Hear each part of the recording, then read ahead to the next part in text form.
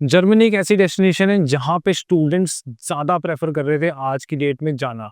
However last कुछ months में काफ़ी ज़्यादा रिफ्यूजल्स फेस किए स्टूडेंट्स ने एंड प्रोसेस भी अपडेट हो गया है। इसके कई सारे कारण हैं एंड नंबर वन कारण तो ये है कि बहुत ज़्यादा एप्लीकेशंस जर्मनी की टूवर्ड्स जा रही थी, जिसमें काफ़ी सारे फेक डॉक्यूमेंट्स भी सबमिट हो रहे थे। तो अब जर्मनी का जो अपडेटेड प्रोसेस है उसको जानना बहुत ज़रूरी है ताकि आपकी एप्लीकेशन रिस्क पे ना आए। तो वो एप्लीकेशन प्रोसीजर मैं आपके साथ डिस्कस करता हूँ स्टेप बाय स्टेप। पहले मैं आपके साथ वीज़ा प्रोसेस स्टार्ट डिस्कस करने लगा हूँ, जो वीज़ा का एप्लीकेशन प्रोसीजर है वो डिस्कस करने लगा हूँ, ताकि आपको पहले से इन्फॉर्मेशन हो ये डॉक्यूमेंट्स के हिसाब से ही मैंने अपना प्रोसेस करना है। तो सबसे पहले देखेंगे जर्मनी और नॉन जर्मन यूनिवर्सिटी, जर्मन और नॉन जर्मन यूनिवर्सिटी के बीच में सिलेक्शन करनी है आपने। जब आप वीज़ा डिसाइड करने लगो, वीज़ा प्रोसेस स्टार्ट करने लगो, तो आपको ये पता होना चाहिए आपकी जर्मन यूनिवर्सिटी है या नॉन जर्मन यूनिवर्सिटी है। आगे मैं आपको बताऊंगा इन दोनों के बीच में मेजरली क्या डिफरेंस है इस प्रोसेस खत्म होने के बाद नेक्स्ट प्रोसेस में।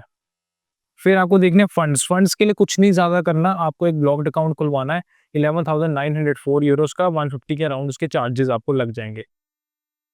ये अब एक नया प्रोसेस आ जाता है CSV पोर्टल के अंदर, आपको लॉगिन करना पड़ता है। ये 2025 के अंदर प्रोसेस आया है, तो ऑनलाइन एक पोर्टल दिया गवर्नमेंट ने जिसके अंदर आपको लॉगिन करना है एंड उसके बाद अपना एक विडेक्स फॉर्म भरना है। उस फॉर्म को भरने के बाद आपने अपने डॉक्यूमेंट्स जो आप एम्बेसी में डालने वाले हो वो इन पे अपलोड कर देना है। इस पोर्टल पे अपने डॉक्यूमेंट्स अपलोड कर देने डिजिटली। ये डॉक्यूमेंट्स को अपलोड करने के बाद आप काउंसलर की फीस देते हो, वो केस टू केस डिपेंड करती है, 800-900 रुपए के आसपास फीस स्टार्ट हो जाती है। उसके बाद आपने अपॉइंटमेंट शेड्यूल करनी है अपनी बायोमेट्रिक्स के लिए।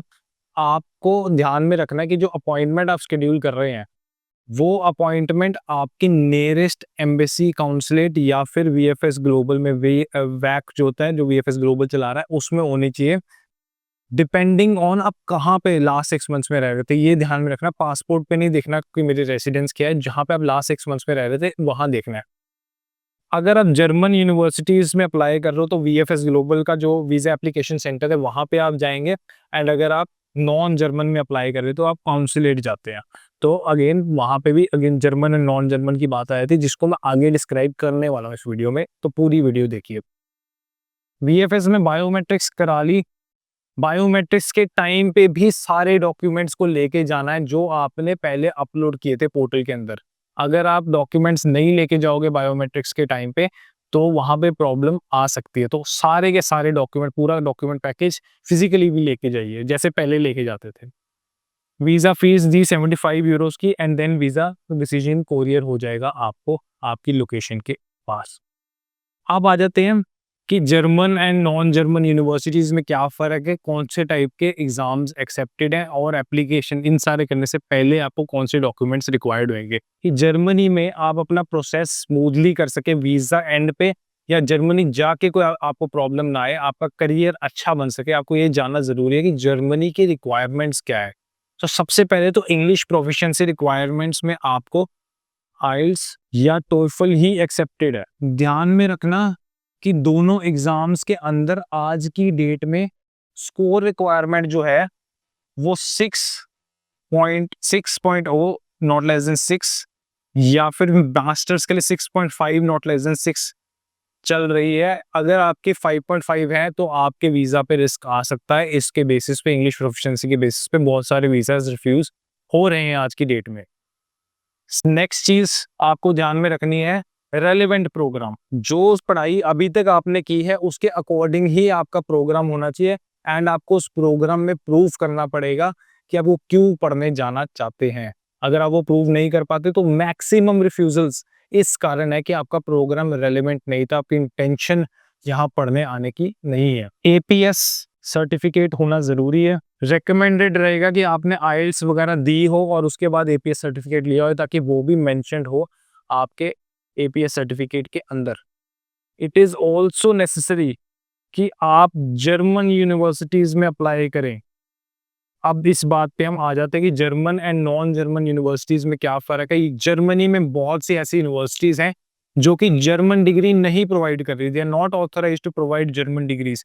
तो आप जर्मनी में पढ़ने क्यों जा रहे हो अगर आपको UK की डिग्री ही चाहिए या किसी और कंट्री की डिग्री ही चाहिए।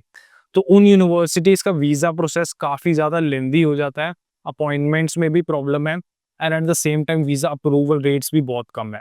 प्लस जॉब मार्केट में उनकी डिग्रीज़ की इतनी डिमांड नहीं रहेगी। उन डिग्रीज़ को सिर्फ तभी परस्यू करिए अगर किसी जर्मन यूनिवर्सिटी में वो कोर्स आपको नहीं मिल रहा है। कुछ ऐसे कोर्सेज़ हैं जो जर्मन यूनिवर्सिटी नहीं प्रोवाइड करती, वहाँ वो आपके ज़्यादा काम आएँगे। अगर आप जर्मन यूनिवर्सिटीज़ में जा रहे हैं, तो आपको एक और डॉक्यूमेंट का रिक्वायरमेंट आ सकती है, क्योंकि वो 13 इयर्स ऑफ एजुकेशन 12वीं के बाद माँगते हैं। तो इंडिया में 12th होती है, वो 13 इयर्स ऑफ एजुकेशन माँगते हैं। तो इस 13 इयर्स ऑफ एजुकेशन को पूरे करने के लिए आपके पास मल्टीपल ऑप्शंस होते हैं। नंबर 1 पे तो आप 12वीं करके 1 साल कोर्स इंडिया में कर सकते हैं। जिन लोगों ने कर लिया उनके लिए जर्मनी बहुत अच्छी डेस्टिनेशन है। आप इसके लिए डायरेक्टली एलिजिबल होगे even for public German universities. दूसरा ऑप्शन आपके पास ये है कि आप कुछ एग्ज़ाम्स दे सकते हैं। अगर आपको ऐसी यूनिवर्सिटीज़ में एडमिशन लेना है, तो आपके पास जो सेकंड ऑप्शन है वो test years and university exams हैं। काफ़ी सारी यूनिवर्सिटी आपको अपना एग्ज़ाम तो दे देती है, जिसके अंदर मैथ्स और इंग्लिश टेस्ट करती है, उसके बाद ही आप एडमिशन ले पाओगे। आज की डेट में बहुत सारी यूनिवर्सिटीज़ इंटरव्यूज़ भी कंडक्ट कर रही हैं।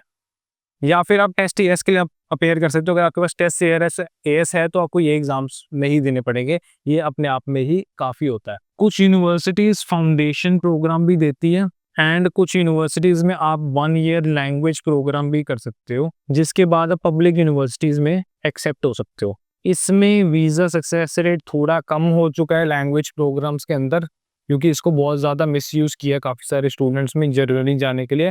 फाउंडेशन में भी थोड़ी-सी प्रॉब्लम आ रही है।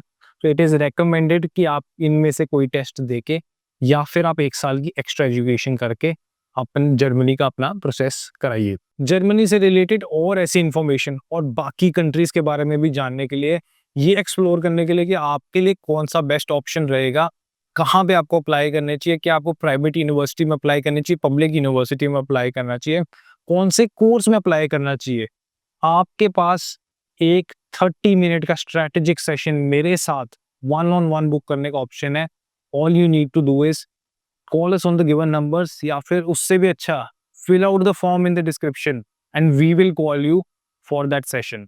30 मिनट्स के स्ट्रैटेजिक सेशन में we will discuss your profile, देखेंगे कि आपके लिए बेस्ट ऑप्शन क्या बनता है। जस्ट बी अवेयर कि आपकी विलिंगनेस पढ़ाई करने की होनी चाहिए, एक अच्छा करियर बनाने की होनी चाहिए, and we are there to help you out. So signing off, I am Achyut Mehra from Vivek Estek Education.